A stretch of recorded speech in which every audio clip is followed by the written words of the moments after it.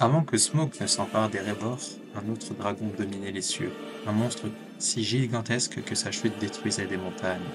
Aujourd'hui, nous découvrons la légende d'Encalagon le Noir, le dragon le plus puissant de la Terre du Milieu. Encalagon n'apparaît dans aucun film des Seigneurs des Anneaux, ni dans les Anneaux de Pouvoir. Pourtant, son nom est mentionné dans les livres, et il hante l'imaginaire des fans de Tolkien depuis des décennies. Dans certains jeux, comme Shadow of War, on évoque à peine son héritage, et pourtant, il est bien réel dans le Silmarillion, et représente la forme ultime de la destruction draconique. Encalagon fut créé par Morgoth, le seigneur noir originel, bien avant Sauron. Il n'est pas un dragon ordinaire, c'est le premier et le plus puissant des dragons ailés, forgé pendant des siècles dans les ténèbres, longue bande. Pendant la guerre de la colère, alors que les armées de Valar, des elfes et des hommes se liguaient enfin contre Morgoth, ce dernier libéra sa dernière arme, une horde de dragons, menée par Encalagon lui-même. Il surgit du ciel, dans un déluge de flammes noires. Ses ailes, dit-on, cachaient le soleil. Sa puissance dépassait l'imaginaire.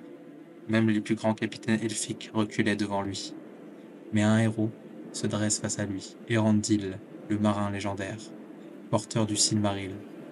À bord de son navire volant, accompagné des aigles de Manwë, il affronte Encalagon dans un combat titanesque au-dessus de Thangorodrim.